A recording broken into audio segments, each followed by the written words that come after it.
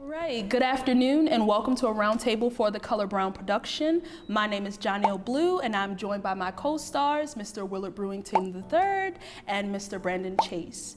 Right now, we just want to inform you guys a little bit about what the production is and how the story came about to be. We are trying to reach out to as many people as we can for awareness and support moving forward. So without further ado, I would let my co-stars introduce themselves a little further. My name is Brandon Chase. I am the co-writer, actor, producer of this particular project. I'm from the DMV area and grew up in an area where creativity was always kind of a big deal.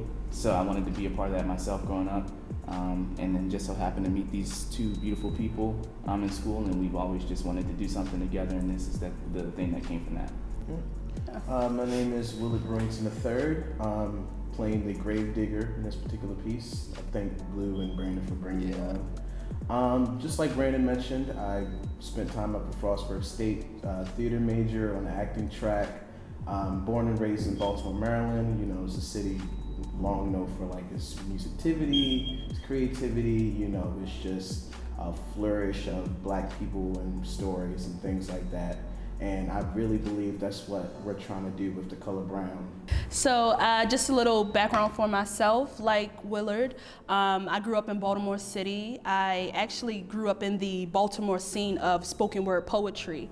So I was a youth doing that in competitions like Brave New Voices, Grand Slams. So I really grew up in that hub of creativity, whether it was filmmaking or simply poetry or dance, any type of creativity. I was a part of that growing up as a youth. And after going to school, we all went to Frostburg together. I realized that I wanted a career that focused on incorporating what I saw the world to be and what I wanted others to see, and also me transforming into different characters.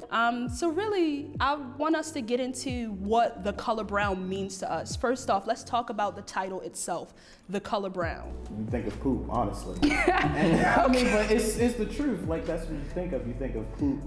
But like, when you grow up, you realize that brown is really the color of everything foundational and the color of everything earthy. So soil, you know, wood, things that, you know, maybe on the outside they don't look very fancy, but you know how important these things are. Just sort of like how brown and Black people have been in this country. And piggybacking off of what you said, definitely feels and represents strength to me. It represents everything that is Earth, but it also represents everything about our particular people in general. When I first came on to this project, so now I'm coming on as not only a lead actress in the project, but also the director. I really was thinking to myself, what have I seen? You know, what attracts me to a certain body of work? So when Brandon and I did have the discussion of what should this be named, we had the story, we knew where we wanted to go, but we didn't necessarily know what the title should be. And for me, I love Alice Walker. I'm a big Audre Lorde person. My favorite is Ntozake Shange. And I was just thinking, I want to, you know, hone in on these women and their talents and what they have brought to the world. And then for me, I don't know why, I thought about The Color Purple. I'm a big novel to movie type person. So for me, The Color Brown, it represents, I don't know, it's more of a womanhood type thing for me. You don't really see the mother as much within the production, but it's very much so, her essence is there. This is a story that talks about the different layers of who we are as Black and brown people. So what better than The Color Brown? So moving into the next part of it, tell us a little bit about your characters. I play Harper Sumney. He is the son of a mother who happened to leave him at the age of 5, and he's been really struggling during that time of figuring out why him, you know, why would my mother ever want to leave me? Yeah, so the Gravedigger is really a character in Harper's subconscious. So he's not a real person, but it's a person that Harper creates because he's still dealing with this trauma of, you know, losing his mom, and still dealing with all that trauma of, you know, being neglected and put aside for so long. I feel like for love, I really had to think about what, you know, as a co-writer, I had to think about what would her purpose be? What kind of purpose would she serve? Who could she be in Harper's life? How do we want the audience to receive her? And how does she fill that void to get us from A to Z?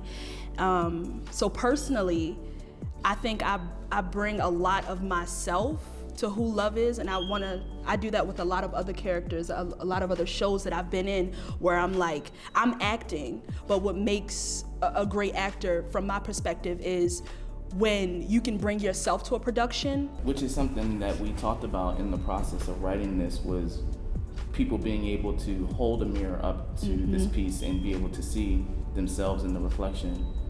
Exactly. Which really comes from, you know, this really being a personal story for you and I, and like you said, putting a lot of ourselves into it. I think what's really cool about it is that even from the people who have read it and have heard from us, it has felt like a personal piece where you get a lot of different people being able to say, this reminds me of my relationship with my mom, or reminds me of when I met my brother for the first time, or different things like that, which is really cool because that was what we intended to do. But I think it comes out even more, it'll come out even more when we actually breathe life into the characters. Like, you look at other cultures, and like family is really a big thing in other countries. Like, you know, you always look out for your family, you always look out for your siblings, you know who your ancestors are, you know that, you know, my great grandfather Archibald was born this day and this day and this day, and this is his wife, and you know the whole family tree. When Black people don't really have it that way. Black people are always seen as angry. We continue this narrative that we are a people who are just on fire all the time, and the fire is always ablaze in something to fear, and never something lit beautifully. You know what I'm saying? So we want to show that anger. We want to show that heartache. We want to show that sadness. We want to show that love, but in an honest way. For more information, follow us on Instagram @_thecolor_brown. Like us on Facebook, and if you are interested in donating, you can donate to our Cash App at thecolor brown 2020. Thank you.